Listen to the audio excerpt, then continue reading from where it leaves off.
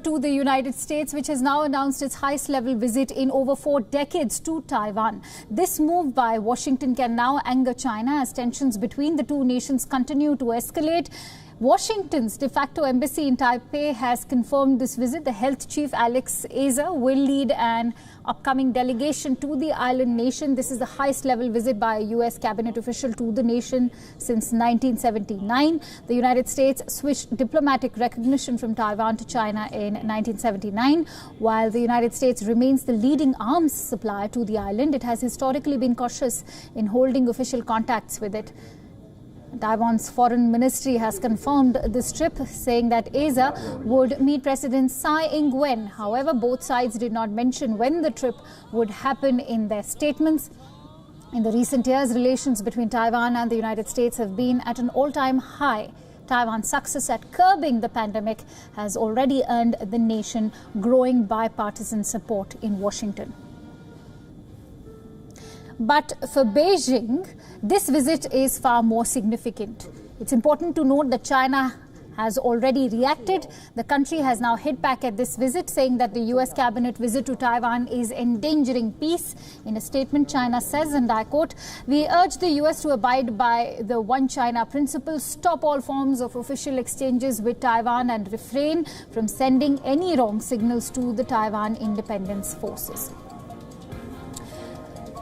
For more details, I'm joined in by our correspondent Patrick Falk, who's joining me live at this hour from Beijing. Patrick, a very warm welcome to you. Let me begin by asking, the move has already angered China. Do put the developments into perspective at a time when relations between Beijing and Washington are at historic lows.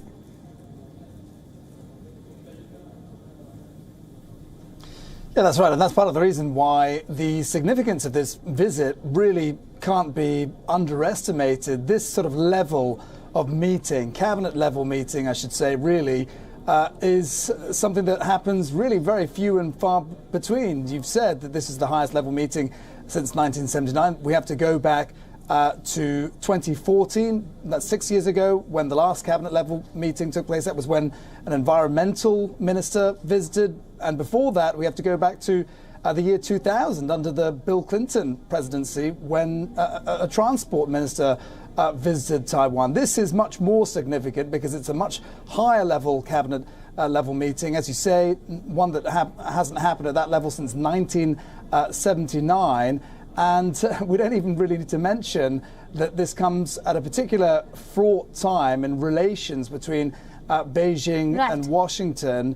And no doubt Beijing will have been angered in particular by some of the comments to come out of Taiwan, saying that the health minister, Alex Azar, has been a long-standing friend to Taiwan, and his visit is evidence of mutual trust between the two sides at a time when mutual distrust between Beijing and Washington has really been a constant theme. Absolutely. And as you just mentioned that it has already angered Beijing, how has Beijing reacted to these developments? Also, considering more than 4.7 million have been infected and more than 157,000 have died in the United States already, what is the U.S. hoping to achieve through this visit in terms of tackling the pandemic?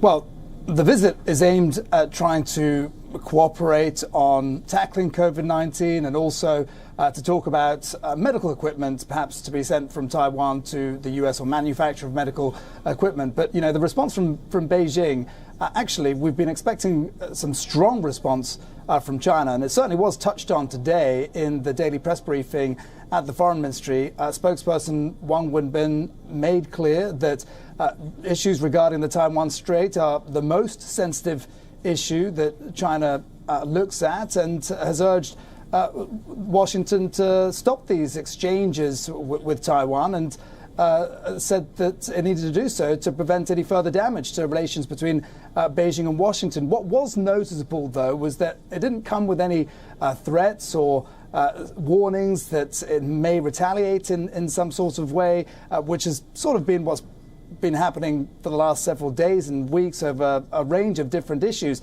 So that is possibly a recognition by China that it doesn't want to provoke the situation and make it any worse than it needs to be, particularly at a time which could be quite sensitive because, as we know, there are going to be talks between Beijing and Washington in the middle of the month over trade, over how they are going to proceed with this phase one trade deal between the two countries. Absolutely, and we'll have to wait and watch how these developments actually impact those trade talks which are all set to happen in the middle of the month, as you rightly mentioned. Thank you so much, Patrick, for bringing us all the latest.